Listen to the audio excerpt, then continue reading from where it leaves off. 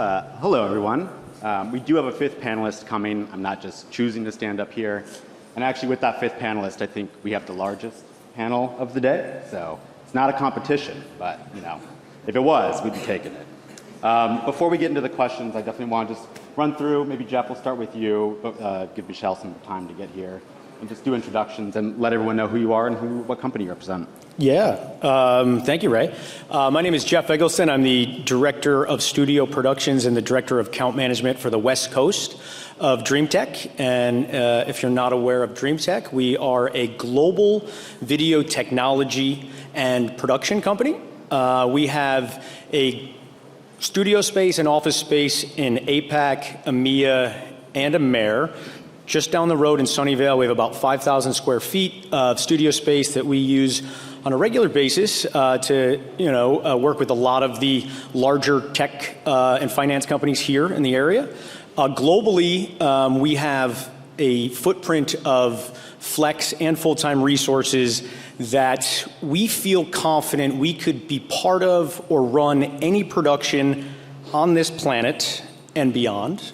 And I say that because we have successfully executed a production with the International Space Station. Good afternoon. I'm Todd Mason. I'm the CEO of Broadcast Management Group. There are two sides of our business. We are a managed services provider. We provide facility management for production facilities, long-term staffing, media asset management, master control, disaster recovery, and we built a complete private cloud production ecosystem that we opened up that facility, which is based in Las Vegas, in 2021. And that facility supports a number of client operations. On the live side of our business, we are in news, sports, entertainment, and large-scale corporate events. We own all of our own facilities, mobile units, flight packs, event gear. So we're both a power user ourselves, and then we support our clients. Hi, Malek, Pallie with First. First is a brand experience agency, and we also provide managed services. I'm the technical operations manager on the Google account, and I basically oversee a team of systems engineers and broadcast engineers, mostly out of New York and EMEA and APAC. My name is Michael Skinner. I am from Electronic Arts, working in the esports space. I'm a senior post-production supervisor over there, sitting across several game titles. And I work with editors, designer, game capture artists to create content that we then push out and broadcast streams for our competitive events, and also marketing content and social content galore. Hi, my name is Michel Suissa. I'm the managing director of the studio B&H, the professional division of the company. We service the industry, the Silicon Valley industry, with services such as system design, consultation, equipment evaluation, and all kind of workflows that go towards implementation of internal production departments. So we're here to talk about how corporate video departments are creating more content, usually under more constrained resources. So I'd love to hear from this panel and hear your thoughts on, in the corporate world, I think there's a lot of evolving demands in content. Things can change pretty quickly, and things can, up to the last minute, there may be different requests and shifts in the project. How do you think about resourcing corporate video teams and planning teams throughout the year, particularly under constrained resources, when those demands are constantly shifting and evolving? Like, what sort of resourcing models do you think about when building out teams for projects and annually for the year as well? Maybe let's just go down the line and start with Jeff. Yeah, very good and important question. So we have a very amazing core group of full-time employees, and we treat our flex resources as family to the best of our ability. And I think that's very important, so they understand what our growing needs are and changes in this system, because those are our clients. So we push the MSO approach, multiple service operator. We have people that are extremely good at editing, people that are very talented DPs and camera ops, people that are audio engineers, but we encourage them to be able to have, the ability to do multiple things, not on multiple productions, but to do multiple roles on different productions when needed. So globally, we get together every Monday, every Thursday, and we look at all of the productions that are coming up, what is being asked, what is changing in the last minute, because it happens on a regular basis, and how we can move those MSOs as chess pieces. Are they on site? Are they remote?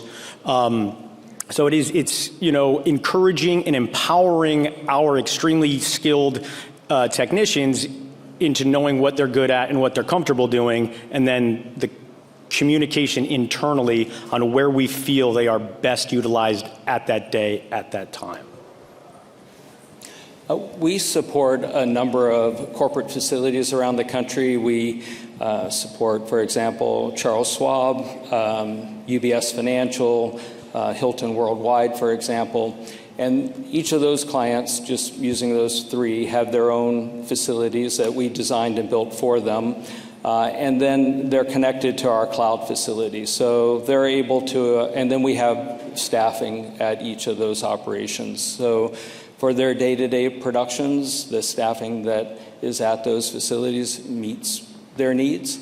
But some productions require additional staffing, additional technical resources. Maybe their facility has unique needs where they need to add virtual set, for example, or they need to bring in feeds beyond what their facility is able to do. By being connected to our cloud, they're able to have those as on-demand services. So they can add additional staffing just for the day or half day or a week through our connectivity. They can add additional technical facilities on an as-needed basis. Also, for companies looking to build out to meet their production demands, there are more options today because of the cloud. You don't have to build an entire facility and infrastructure anymore. You can build the studio where the talent is located and then connect to the cloud, and then you augment, you spin up, spin down when you need it, whether that's daily, weekly, whatever that volume is. We also have supported, we have clients that are, more and more clients that are starting to connect multiple, especially our global clients, multiple sites.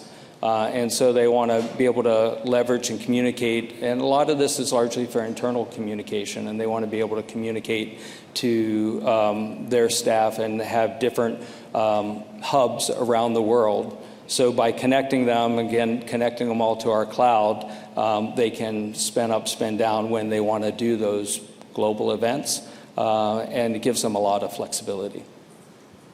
Yeah, we have two approaches to this. So one could be for the larger tentpole type of productions where would need to flex with agency support, since first it does have a creative agency side of things, so we can help in that way. But also we like to flex capacity. So a particular team that is based in a particular city, for example, that supports an internal team, they might have seasonal capacity differences. So if there's another team that has less demands on their time at that particular season, they can flex remotely to help the team that needs more support. That's how we try to keep our kind of scalable labor costs down for our clients when possible. So that's kind of our two-tiered approach. For us, I think it's a real focus on that, being that flexible you're talking about. We do events all over the globe, and some of our events are a little bit more robust than other events, and we need to be able to flex up and flex down accordingly. We have a great team of dedicated full-time staffers that create the content for us, edit content, design game graphics for us. But occasionally, you get those last-minute requests, things that come up, and being in a cloud infrastructure and in a hybrid model, we've been able to spin people up really quickly. We might want, be doing an event in London and decide that we need to do a recap. That's something that wasn't planned for, but we can spin up somebody easily in the States, have them work on that time zone, and then deliver us something next morning for London air in the morning. And just being able to have flexibility in that and be able to spin people up very quickly has been a real, it's been something that we've been really working on. Yeah, being a service and technology provider, we operate a little differently. We do not have any commercial applications, towards the projects that we work on. The projects we work on are projects for our customers. So what we've tried to do is duplicate an environment where we can experiment, we can define workflows, we can run tests for our customers to make sure that their deployment is going to go with the knowledge that they need to have. We also apply services such as training and commissioning and solutions that help the deployment of these solutions. Our staff is very, very diverse on purpose. I like to call everyone on my team a good generalist. That's a term that comes from my days of visual effects. You're a good generalist.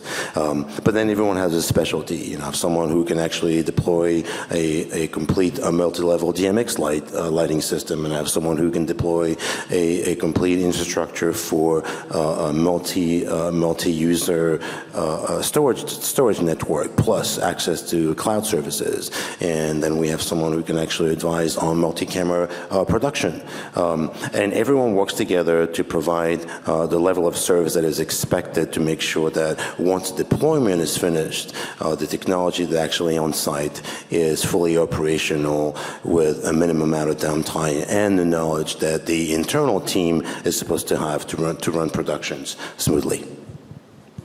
Michael, you mentioned using post-production, cloud-based post-production workflows. I'd love to hear from everyone here kind of how are you leveraging the cloud, or how have you seen teams leveraging the cloud to build efficiencies into your workflow?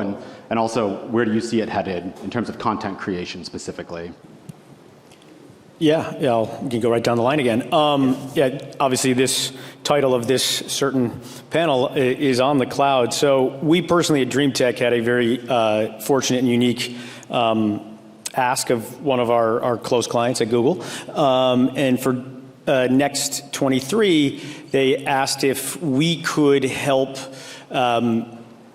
edit and share over 300 pieces of breakout and spotlight content as fast as possible, because Next was the first event, Next 24 was the first event they were doing post-COVID, and they wanted to get back into the real live event.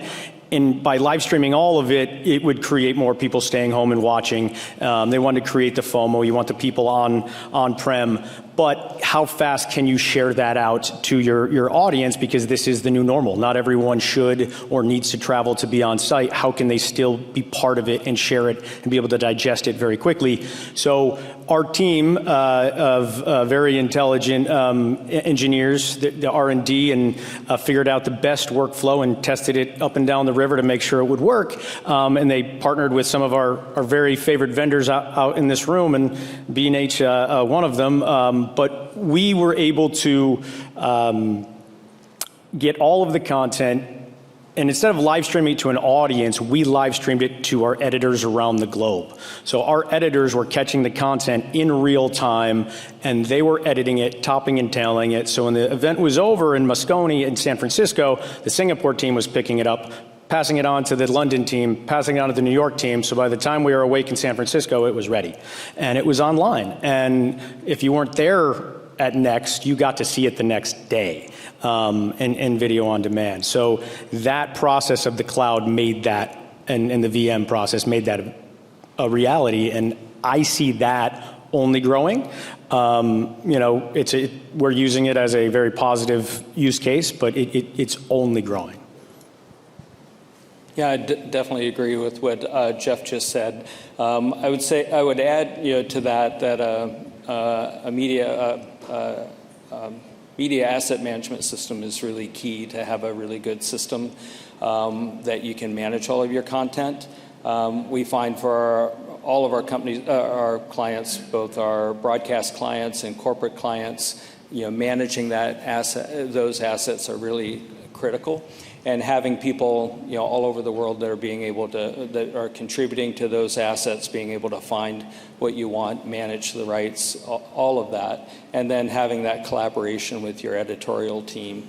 I think something that was just spoken at the last event just before us talked about, collaboration and having tapping into talent, the best talent, anywhere they are in the world. And I think that's one of the great advantages of the cloud, is the fact that it does the decentralized production teams, being able to tap into the best people wherever they are. So yeah, it saves you travel cost, and there are a lot of other benefits, but I think the number one benefit is working with the best people.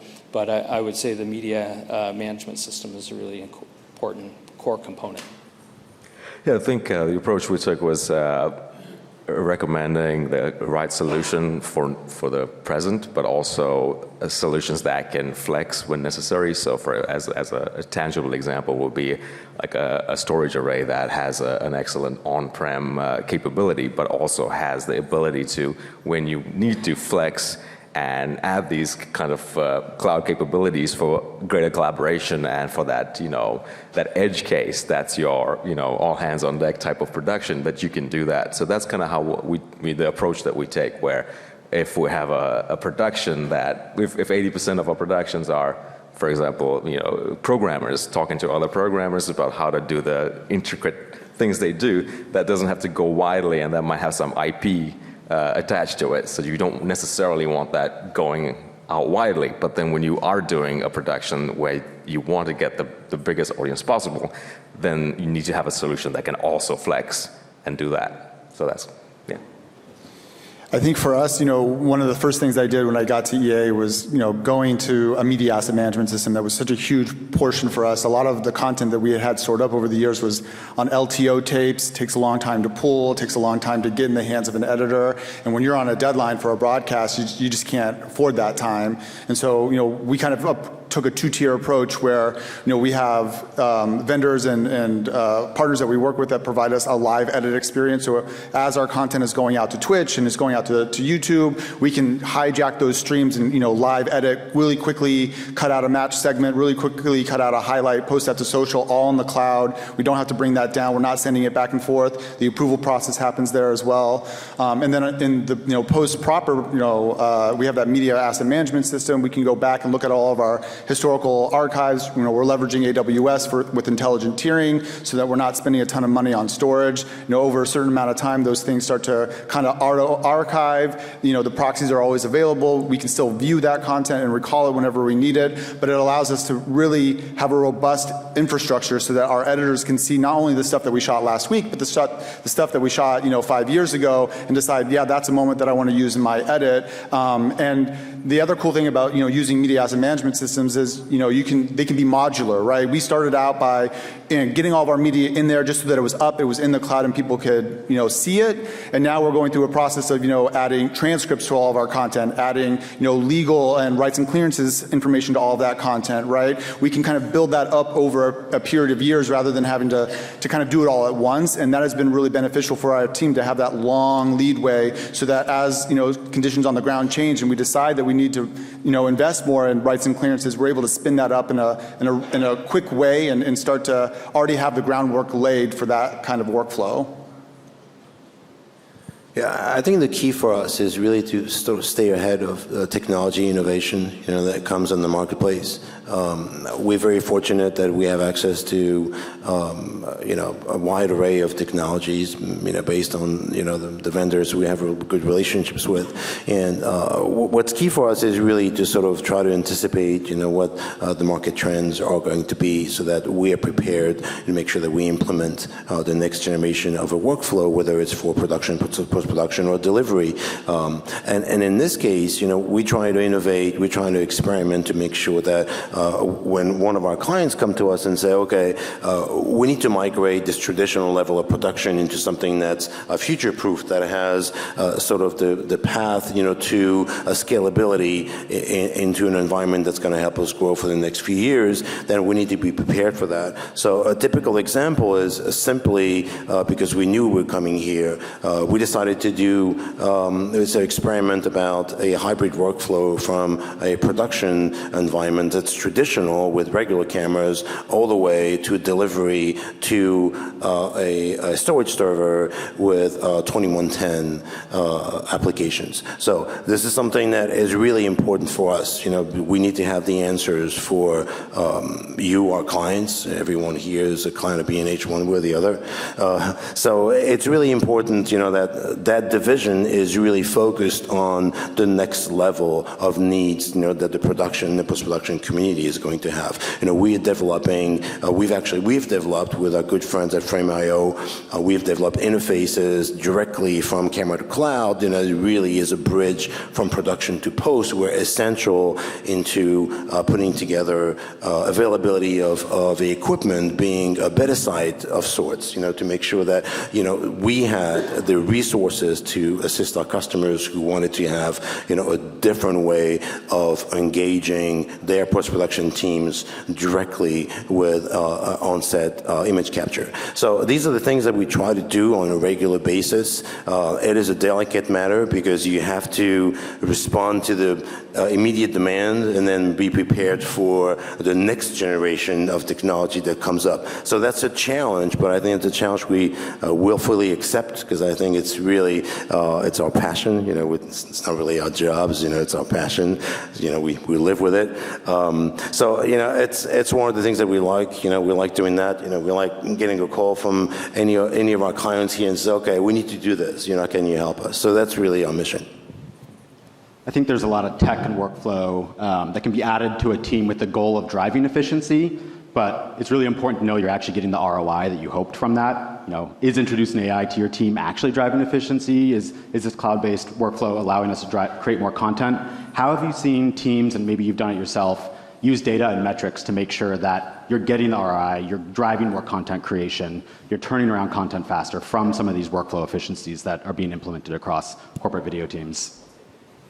Yeah, I'll try to be briefer because I can see the clock ticking. But yeah, obviously ROI, it can be measured in many tangible ways. You can actually see, the data, working with some of our clients, they see who's, viewing for how long, did they click on this, did they, skip that, were their eyes on this? So, that's growing and that's ridiculously helpful.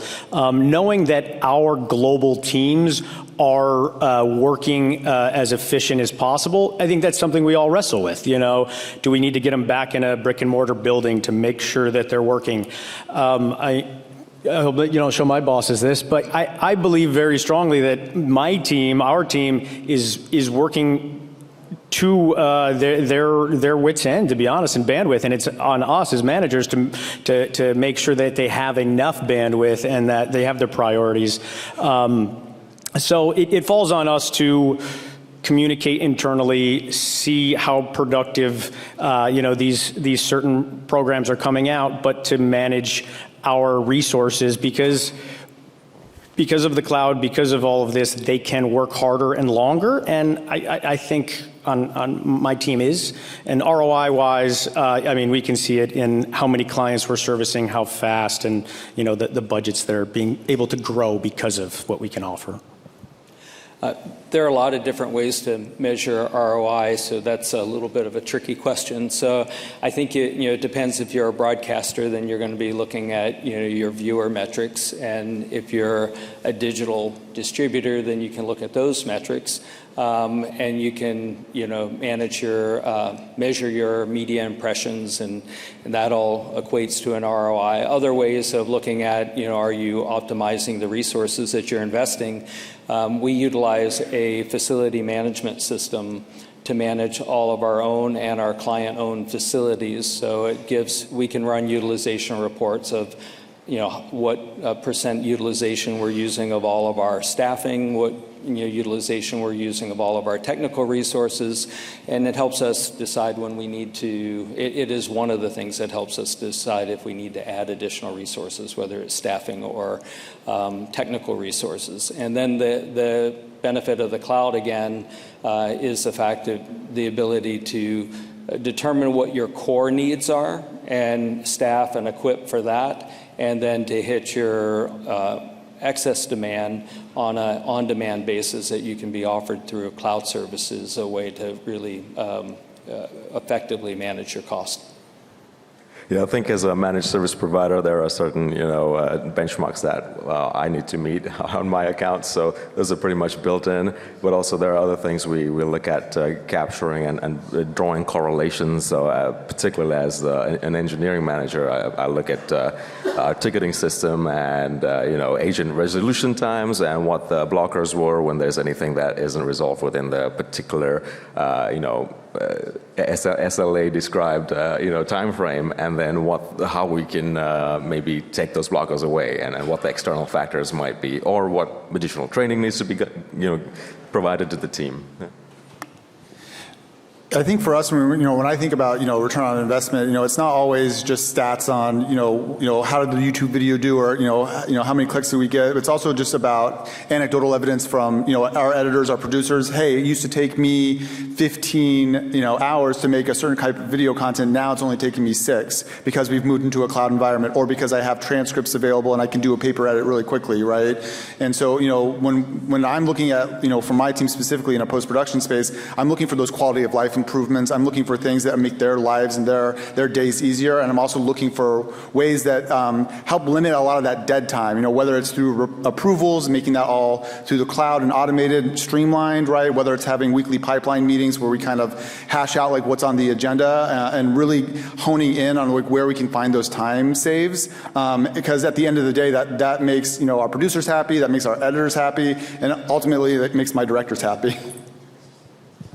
Yeah, I think for us it also comes back to the use of technology. I think where we take pride into improving level of efficiency of the workflows for our client is to offering them new technology solutions. And I think at times, and it is not necessarily what we call the forklift environment where you have to revamp your entire facility, but it is someone who's doing production a certain way, and then they want to move to a network environment, and maybe we need to help them understand how to improve their efficiency with migrating to an NDI environment, for example, for data migration, or IP transport. So I think that's really where our role is.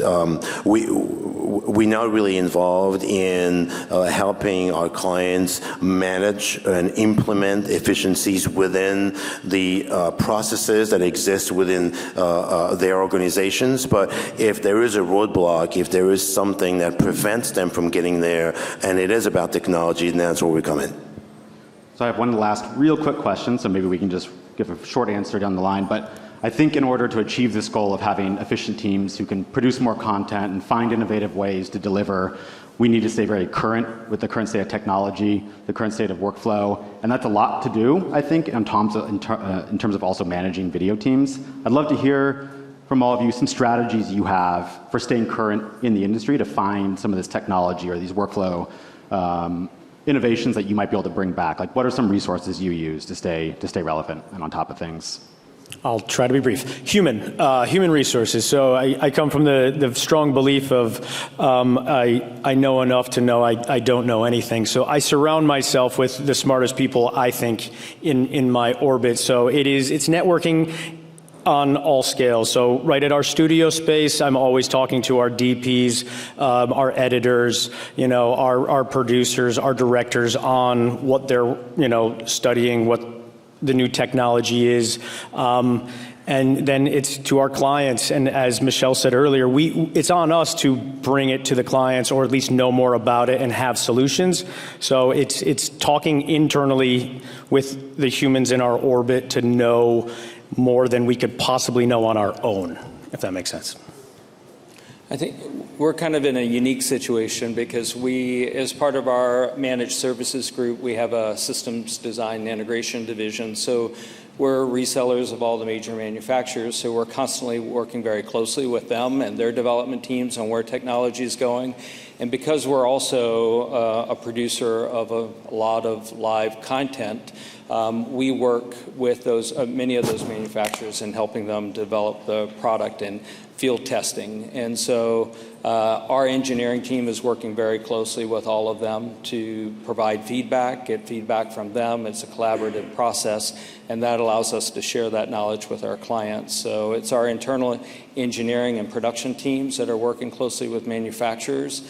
And then I think from a corporation perspective, if you're a company, deciding how you want to structure your production operation. Do you want to make ongoing investments in technology, or do you want to leverage the cloud and have it as a service? There are two options to go, and that's something to consider.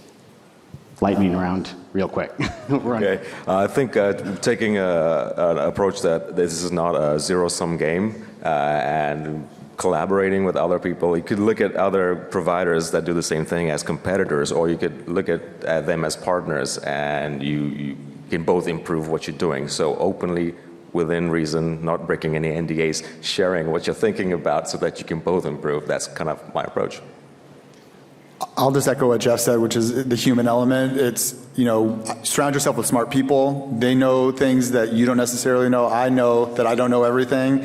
And, leveraging your team not only is really good because that knowledge exists within them, but, they want to share that knowledge with you. They have great ideas, bringing it out of them, going to, I was just having a conversation with my media manager this last week, having a really difficult problem. And she was like, why don't we try something like this? Why don't we try something like that? Stuff that I had never even considered, kind of out of the box thinking.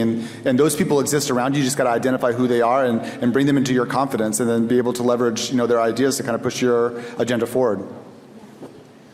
I think for us, leveraging trust, is really important. I think that's where we build our relationships. That's where we make people feel like they can come to us with asking for knowledge. And then, just like you said about the situation with NDAs, we probably at least on a monthly basis, to like 4 or 5 NDAs, with either customers or vendors, and sometimes both. And that really, it's important for people to feel like they can come and trust you, to keep the information confidential while sharing the knowledge that you have, to make sure that you help them make progress. And I think that's really essentially, that's a relationship-based concept. It's not really about technology. It's not really about anything. It's really about the human relationship. I think that's what was mentioned by pretty much everyone is, developing the relationship so that you have trust, that people can know they can come to you,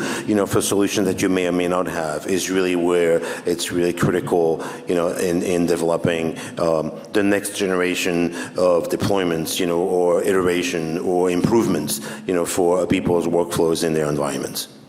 All right, I know we're a little over time, so we'll wrap it here. But thank you, everybody. Thank you so much, and I hope you got something useful out of this.